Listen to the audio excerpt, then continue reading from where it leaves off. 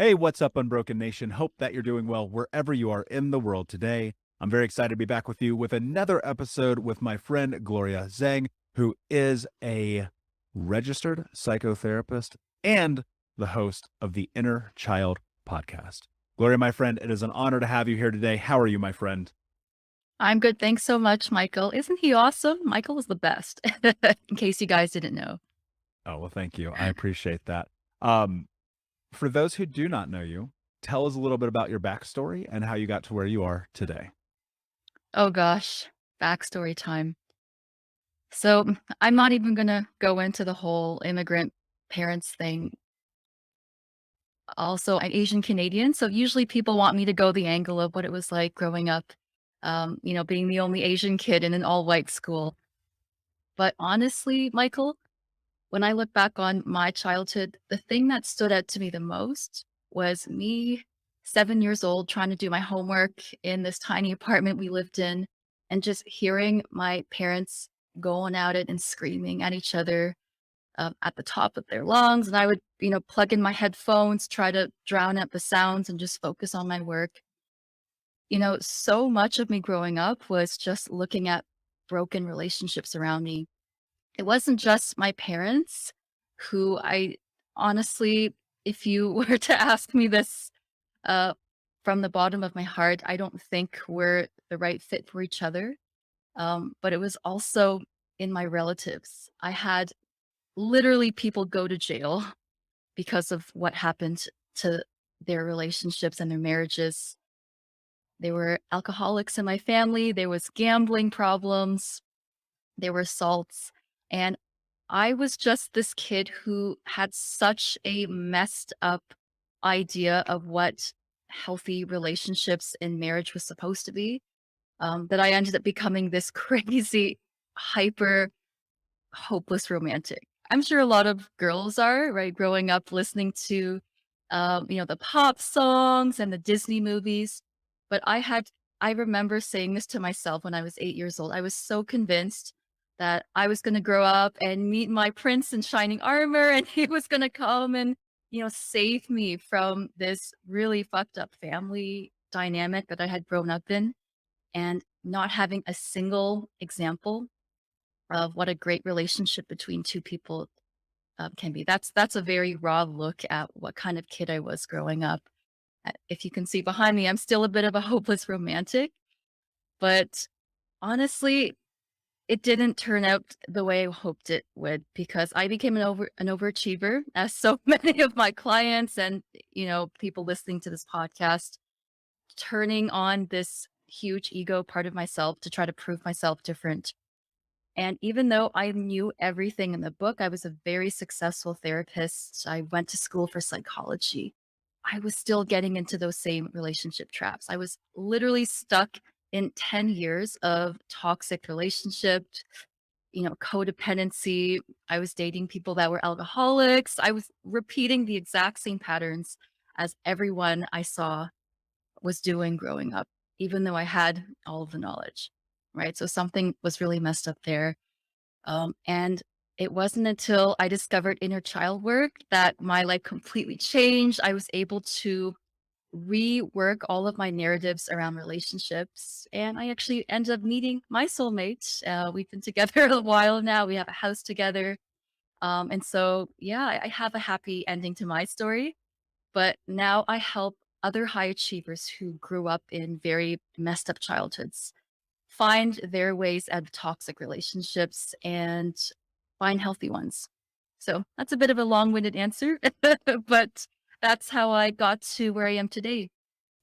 We'll be right back to today's show, but first I need to ask you a question. Are you feeling stuck? Are you feeling like you don't have the support to go to the next level in your healing journey? Are you feeling like you wish you had a little bit more support from not only myself, but the Unbroken Nation? Well, my friend, I want to invite you to come and join our live weekly coaching sessions in Think Unbroken. All you have to do is go to Keys, Keys, keys.thinkunbroken.com to sign up and join us today with 100% money back, no questions asked, guaranteed, and no contract or commitment. Every week, for the next year, you can come and be a part of our live coaching sessions each Monday as we dive deep into not only answering your questions, but questions from the Unbroken Nation, and help you take all of the information that you learn in the podcast, in the courses, and other areas of this journey, bring them into your life and use it in a way that is practical, life-changing, and transformative. So my friend, join us at keys.thinkunbroken.com, and we will see you this Monday. It's powerful.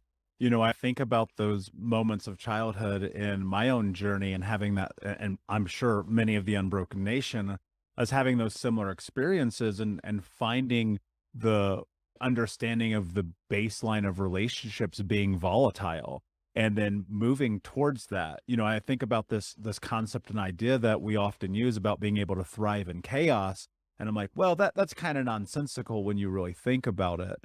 And we run from it, we hide from it, we try to do everything to avoid being in those kind of Yeah. relationships. And I think even subconsciously, to an extent, we're like, I know this isn't right, but I don't remove myself from it. And I think Right. part of that is because you just witness these family systems and dynamics of people just being like, we hate each other, but we're not going to do anything about it.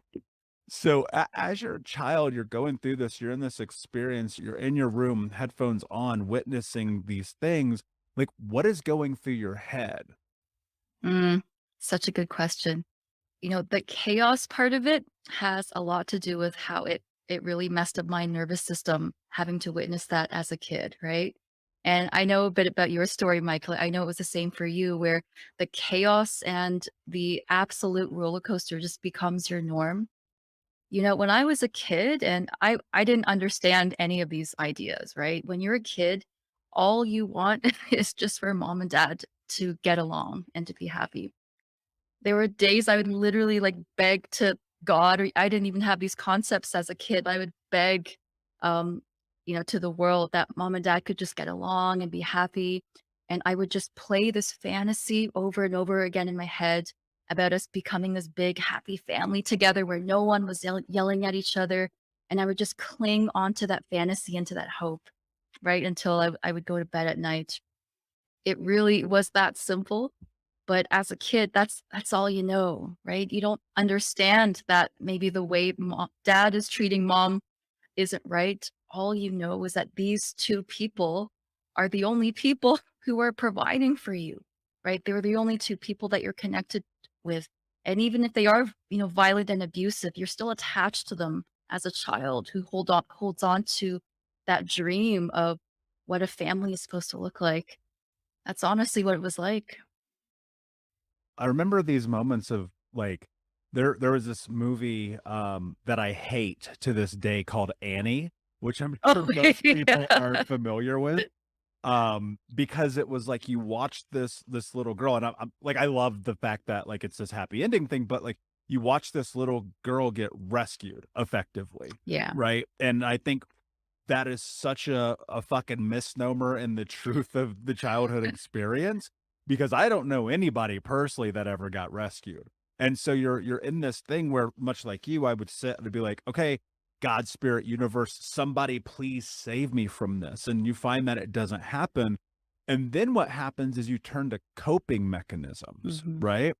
What was kind of this transition for you as a kid where suddenly you're like, wait a second, I'm moving into this space of high achiever. I'm moving into this Mhm. space of like, and I don't want to put words in your mouth, but for me, it was avoidance. So I'm like drugs and Yeah. alcohol. But for other people, they're like, and I know many of these people, I coach many of them, they go, I'm high performer. How do you end up there? Yeah. High achieving is a form of avoidance. So that's totally spot on. For people like us who were shifted and molded into that high performer category, usually something happens along the way where, combined with all of the messed up relationship stuff you witnessed, you probably had parental figures who only validated certain parts of you. And it's usually the parts of your personality that have flourished into that high achiever. So in my situation, I was only shown love when I got an A+ on my tests at school, right? And if I came home with a 95%, the response was always, Well, what happened to the other 5%? Right? It's like everything was molding me to become this people pleaser where I just wanted to impress my parents and almost to distract them from their own marriage problems by saying, "Hey, look at me. Stop fighting for a sec. Look, I got A+ on this test. Aren't you proud of me? Aren't you proud of me?" Right? "Aren't you proud of me?" was probably the mantra I grew up with up until I was, 18 years old. And it was the only way that I could feel like I had some sense of control. And that's how we become overachievers, right? It can feel totally like an addiction, but it's taking us away from what it is that we truly want. And it's to be accepted and to have love for who you actually are, not the things that you achieve and accomplish. Yeah, and I think the downside of that is, unfortunately, I can only speak for myself, but as a child, there's a 0% chance I would understand what you just said. Yeah. And so we go to those things because they give us some semblance of identity, right? You're in it and you're like, this is who I am. So Mhm. even if it means for 5 seconds I get admiration, I'm going to kill myself to get that, right? That Exactly. I think it's like that struggle of, when you get a hit of dopamine, it is the reward is best when earned. And I think one of the hard parts about this context is the earning it is this insurmountable battle that on the one rare occasion that you get it, it's like your fucking brain explodes. Right. And you're like, this is the greatest day of my life. When in actuality, it's not. And that's something you should be experiencing frequently. So when you have these moments and you're like, okay, aren't you proud of me? And you get that, yes, I would assume occasionally, not putting words into Yeah. your mouth. What was your response to that? It's like a slot machine, right? One of these times I'll get it right. We'll just keep pulling at the lever. And, I love the whole idea of breadcrumbing in relationships and all of this inner work. It's like when you've been starving for a meal for so long, all of a sudden that tiny piece of breadcrumb feels like a five-star meal, right? It feels like a Michelin restaurant meal. And when you finally get that hit of dopamine, as you were saying, when you finally get, the smile or a hug from your mom and your dad, um, it feels like the biggest moment in your entire life. And it's not right because emotional needs are actual needs.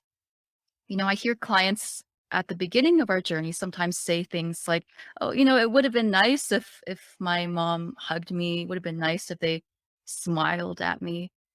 And it's like, no, no, no, no. This is not something that would have just been a cherry on top. These are actual fundamental needs. It's on par with food on your table and a roof over your head, right? There have been, I'm not even going to go into the research into how meeting those developmental emotional milestones literally affects the way that your brain develops. It affects your executive functioning skills, but these are actual needs that were neglected in you as a kid, as they were for me and for you as well, Michael.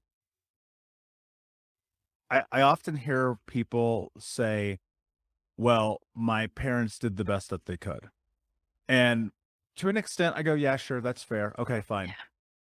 But then what I have seen happen again and again and again is that we allow what in that context we determine to be quote unquote the best to be the barrier minimum entry level Yeah. to creating any and all other relationships that we get in from that moment.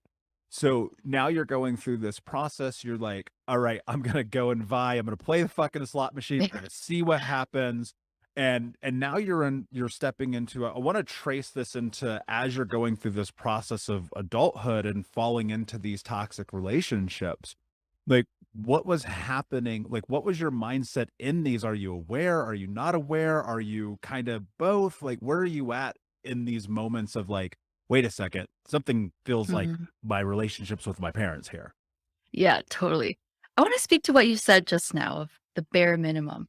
So, when you look at emotional attunement in kids, which is how often you have to get it right when reading your kids' emotional needs, you actually only have to get it right 30% of the time. That is what bare minimum is for a kid to turn out to be um, securely attached. So if something went wrong, it means that for you and your parents, it was way less, like less than 30% of the time they got it right. So, maybe they were doing their best, but still wasn't enough, right? That's just the reality of how it is. Oh boy, this is a can of worms with adult relationships.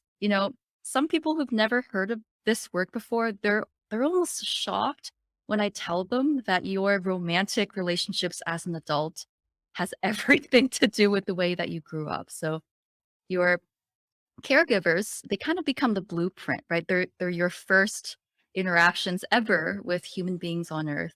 And so that kind of becomes the blueprint to how you understand other relationships.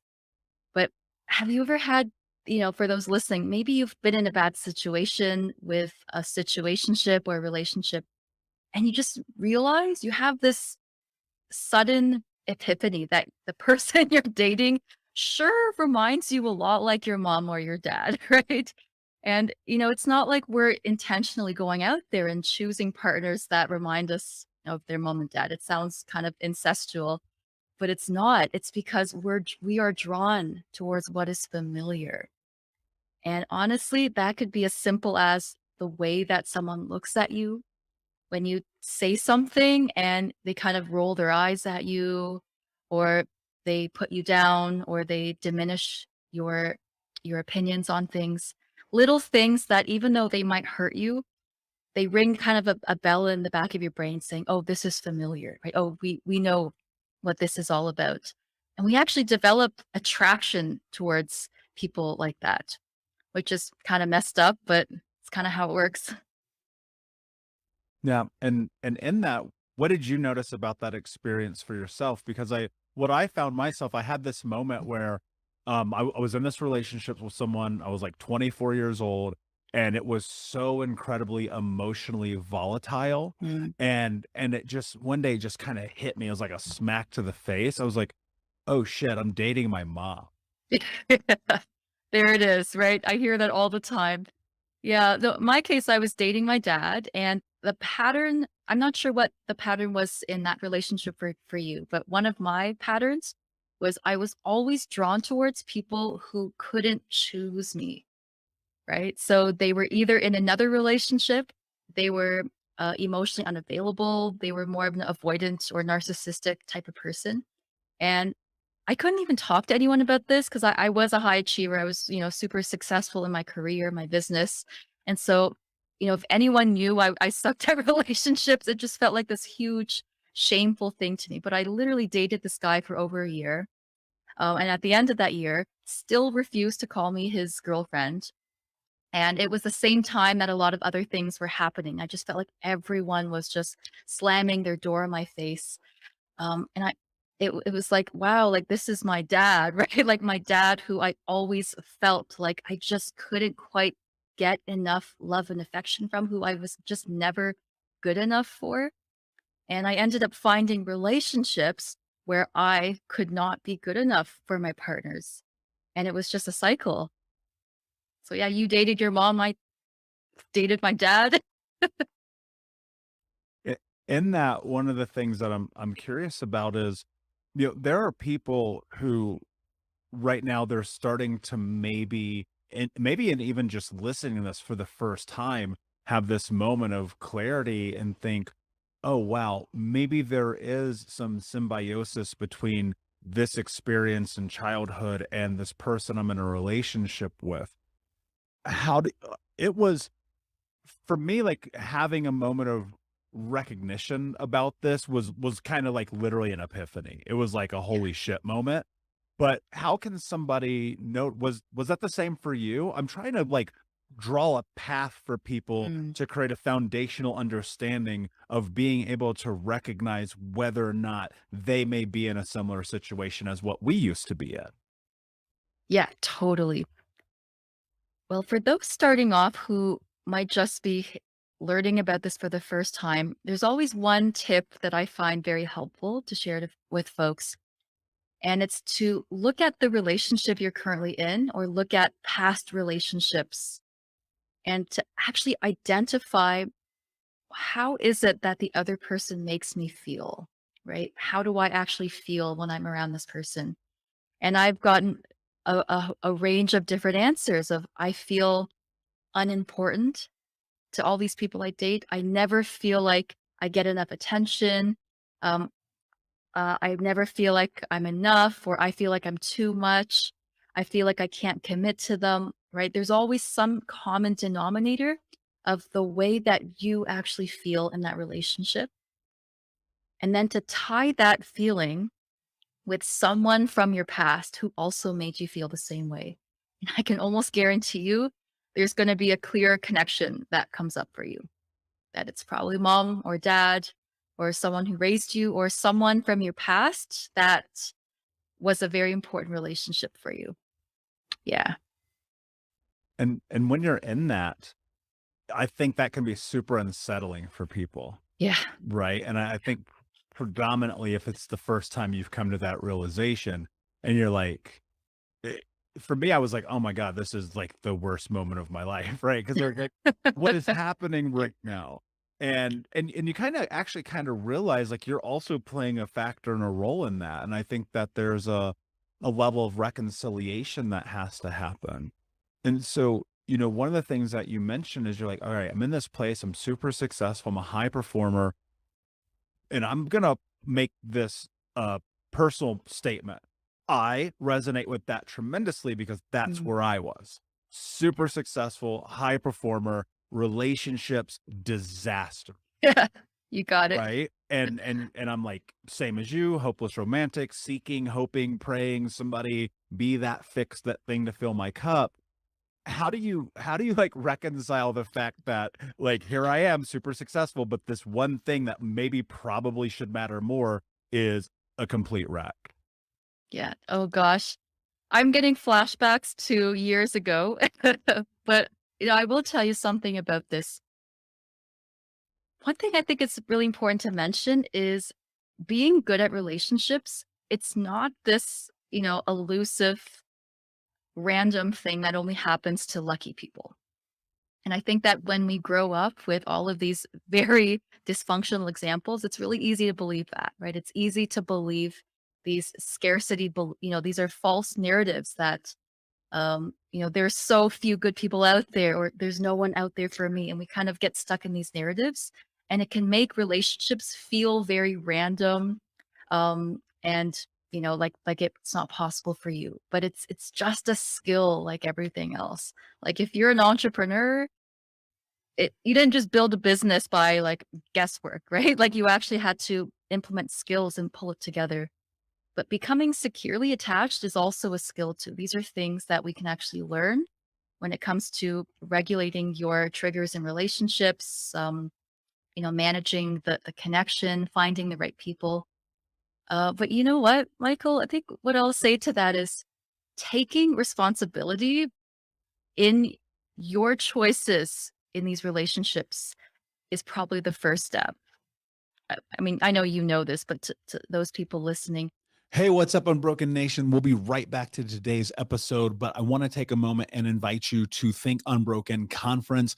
That's right. Our next conference is happening right around the corner this December with amazing speakers from around the world who are leaders in personal development, trauma education, mindset, and more. All you have to do to register to watch for free, that's right, $0. Come and join us, is go to myunbrokenlife.com, register and sign up. You can get access to the free event. Watch it live with us this December. It'll be myself speaking along with amazing human beings like Anthony Trucks, Jamie Bronstein, Leslie Logan, and a special interview that I'm doing with Dr. Gabor Mate that has never before been released. So come and join us, myunbrokenlife.com. All you have to do is put in your email. We'll send you over the registration. You'll be able to come and join us, watch live.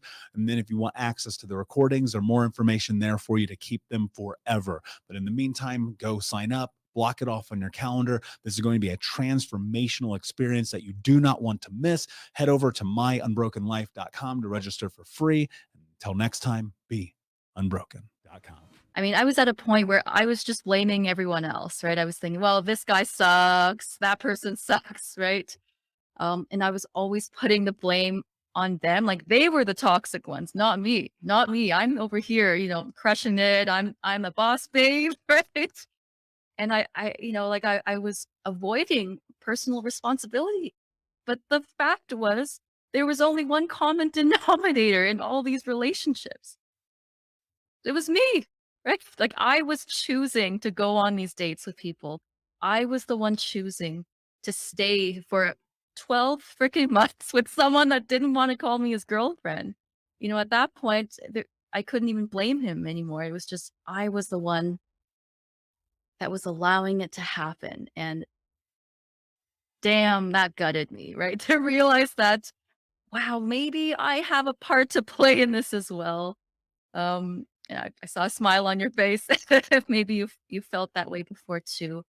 So I think taking radical responsibility for your journey and what you want and what you truly deserve in relationships has to come first before we're even ready to talk about the strategic and the healing piece. Yeah, Yeah. and I'm smiling because I'm like, yeah, take fucking responsibility for your life. Yeah. And it's hard, right? Because it's so much of the causation and correlation where you find yourself effectively building a life that you had already once lived because it's comfortable, right? I Right. mean, what's more comfortable than known experiences, right? And until you're willing to face the other side of that, and the discomfort in this context is like empathy and compassion and grace and love and acceptance and being Mhm. claimed, right? Like, what's more scary than that? I've never had that before, so I'm going to shy away from it. But even in that moment of like, for lack of a better term, this coming to Jesus experience where you're like, oh shit, wait a second, this is on me. Right. I feel that one of two things typically happens. One being people go, all right, well, this is just acceptance. This is what I deserve. This is what I'll continue to have. Sans a rock bottom, potentially, right? And the other being like, I'm gonna destroy myself. I deserve this. I'm a piece of Mhm. shit. How do you step through that space?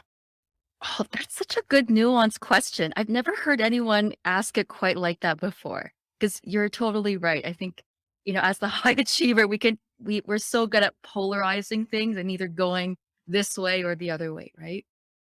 So I really believe it's about finding that middle balance. I mean, the reason intimate relationships are so hard for, people like me is we feel safe in our professional life because that's where we've established our authority, but we don't feel safe with this relationship stuff because it's totally new to us.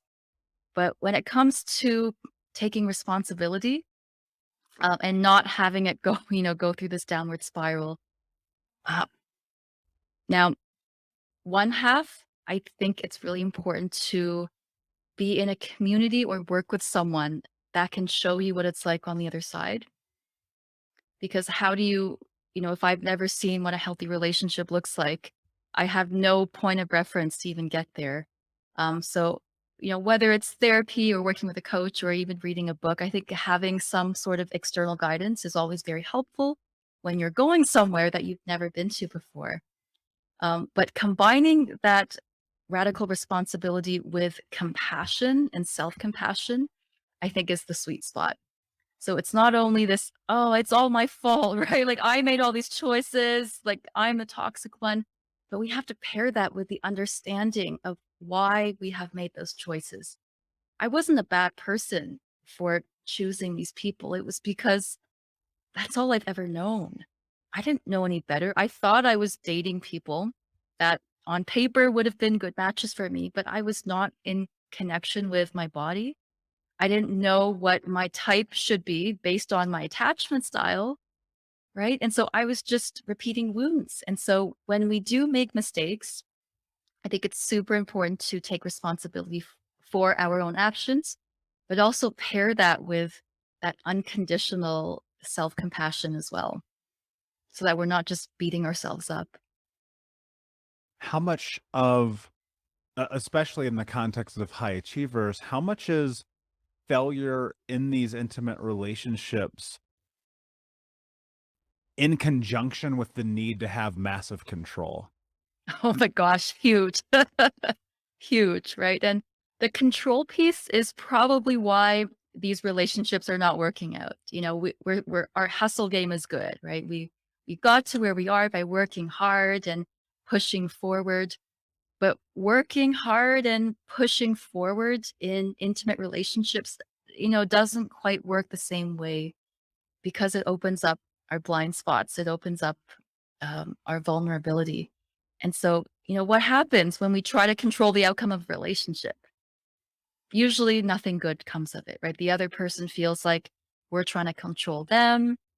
They feel like we've got this hidden agenda, like we're trying to speed things up to get that commitment or to move things forward.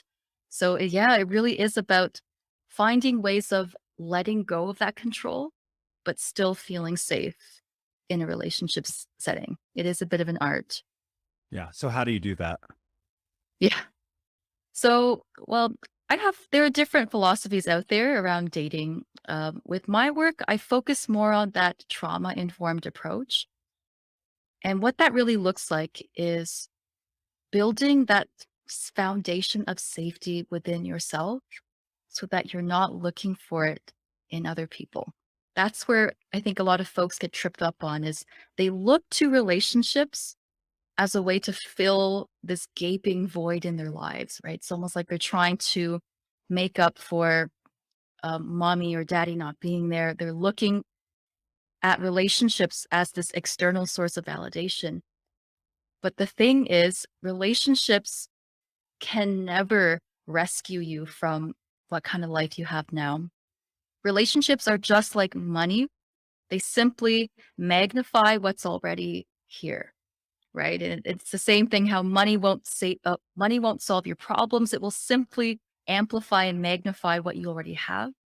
Same thing with relationships. And so if you don't feel internally sound, if you don't have this sense of overflow and abundance, just between you and your inner child, you as a person, then you're not going to be coming at relationships from the right place, from the right energy.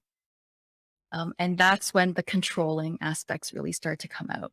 And so that's where I start first is getting you to the place where you're going to relationships for the right reasons so that there is no need for control.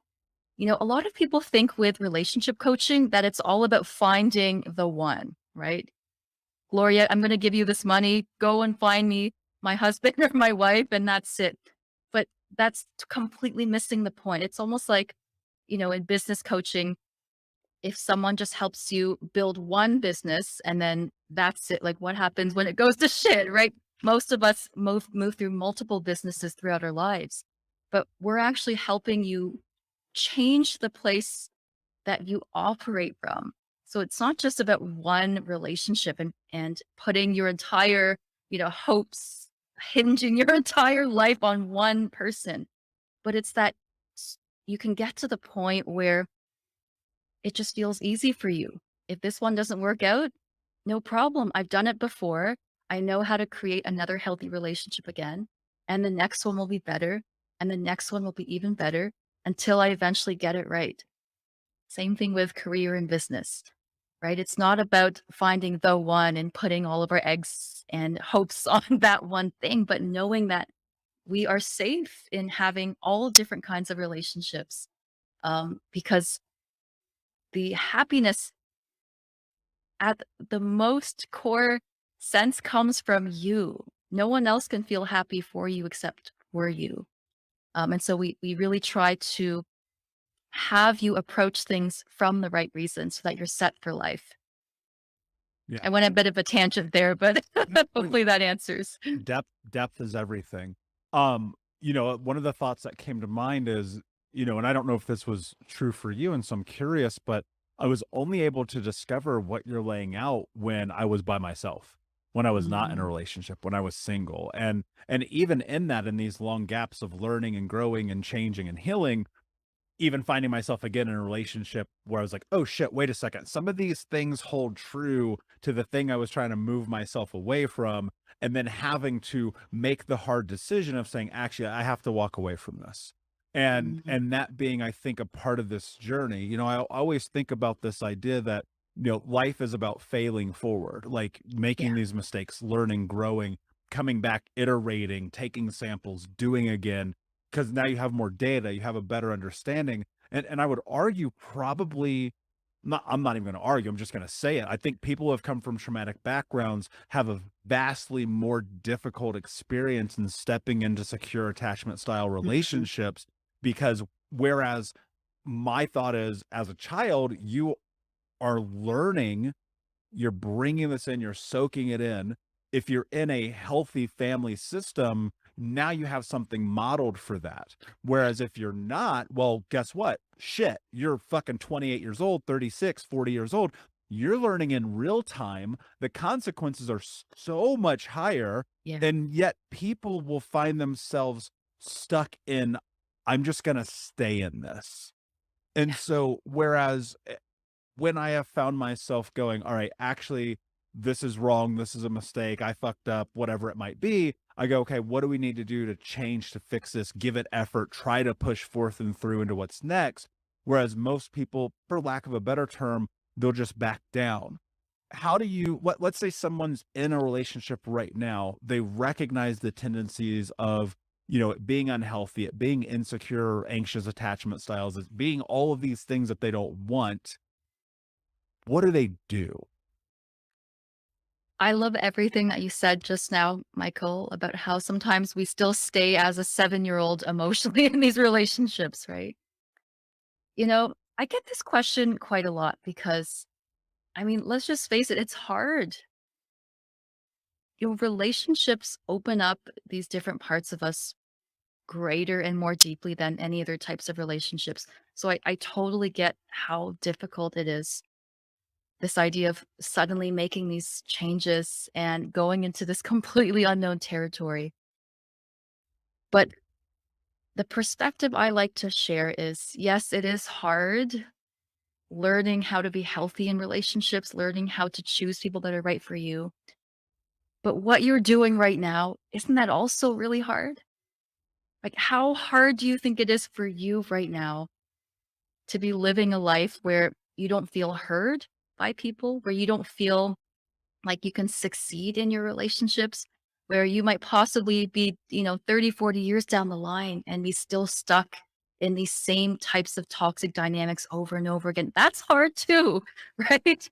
But it's a different kind of hard because you're so used to it. And I truly believe that sometimes we do have to hit those rock bottoms for us to realize that the pain of being stuck where we are is a heck of a lot greater than the pain it might take to pull ourselves out of these situations. And so, yeah, I think sometimes we need those wake up calls to really help us realize, oh crap, I might think that changing is hard, but maybe me staying here exactly where I am, being exactly where I am 20 years from now, that's going to be pretty hard too. You talked about in your own journey this aspect of recognizing a decade in that it wasn't until you started doing this inner child work that you started to create the space to be able to move into something healthy and safe and secure. What's the correlation there? With inner child healing. Yeah. Oh, yes. Oh, gosh. I have a lot of thoughts on this topic.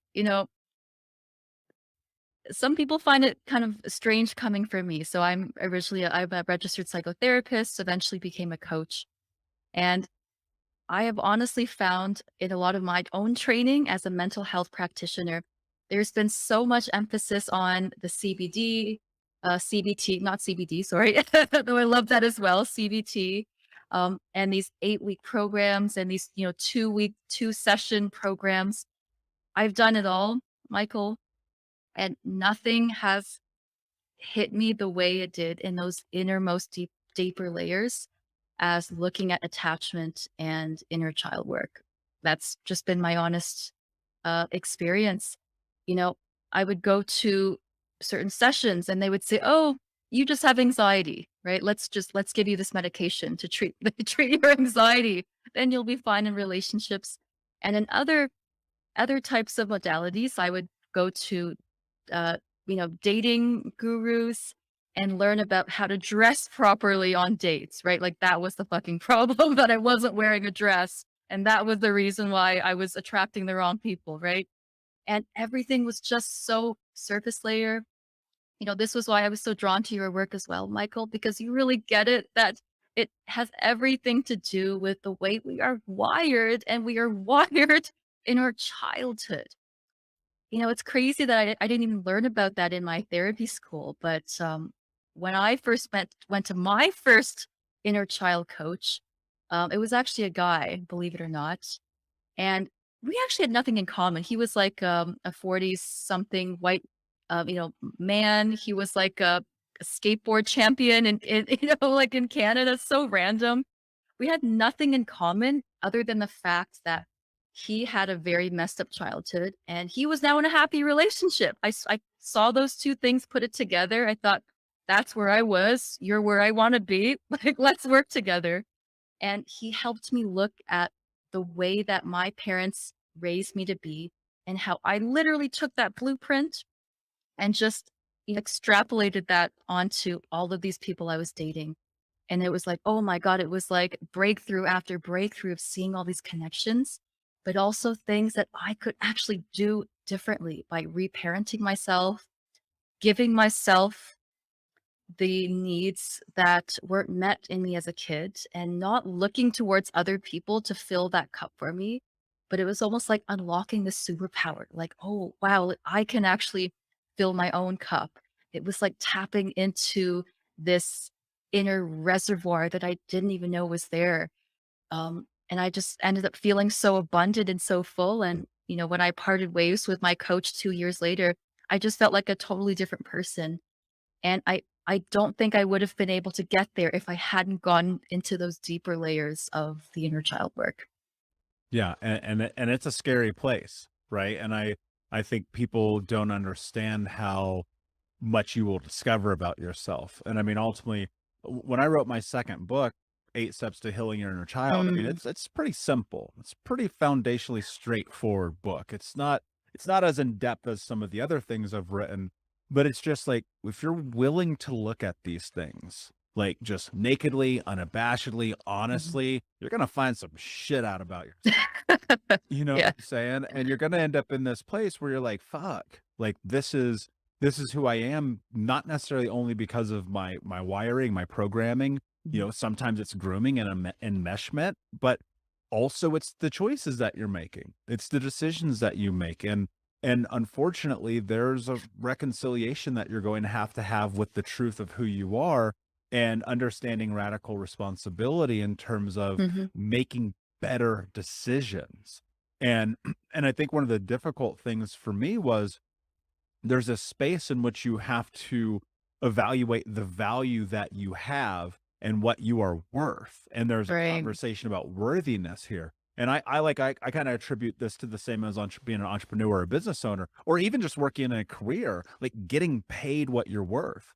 There are people who just undervalue themselves so drastically. And Mm, I'm like, fuck that. Get what you're worth in relationships, in career, in life, everything, because you can and you deserve it. But like, I can't force feed that to you. You right. have to be able to create that in yourself. And more so, you have to be able to, and this is my thought about it, continuously do incredibly uncomfortable things to build the confidence to own that. How much of that feels true in this journey for you? Oh my gosh, 100%. Right? It's almost like with fitness coaching, I can't do your push-ups for you. You really do have to be at a point where you are ready to face the music, because as beautiful as this healing journey is, it can be quite painful. I don't think we can sugarcoat it and say, oh, it's all just going to be, rainbows and fairies and butterflies. But it really is the shadow work, right? Where you are taking the most honest, good, hard look at yourself and the parts of you that feel really icky and shameful and uncomfortable. And it's, bringing all of that out on the table and looking at it and being okay with it takes a lot of courage for sure. And it can take some people a little bit of time before they're ready to get to that place, but only you can truly acknowledge when you are ready, right? There's never going to be an external time where all the lights are green at the same time. But I believe that readiness is an internal process and it's an internal choice that you are going to make this happen, not dictated by everything around you. So I fully believe that. Yeah, and I think a big part of it is just making the decision to do it, right? Yeah. And not being caught up in the weighing the back and forth of whether or not your life is going to get better by getting a coach, because it is. Right. I promise. It is. Yeah. Going to the conference, it is. Like all of those things matter. One of the things I'm really curious about in your journey as you were going through this process, as you're healing, as you're getting into this place where you're like, wow, I can have a healthy relationship.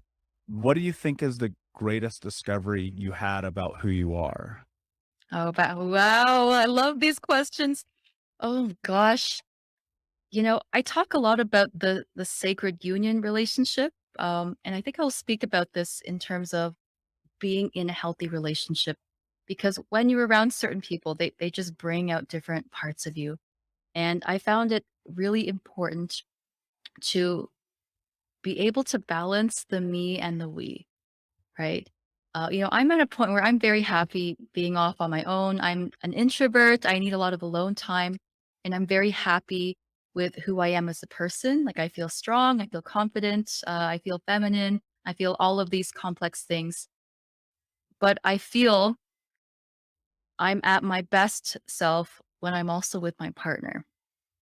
And it's not because, of him that I'm depending on him to bring up these qualities in me, but it's because I have intentionally chosen someone who I've discovered does bring out these best qualities in me.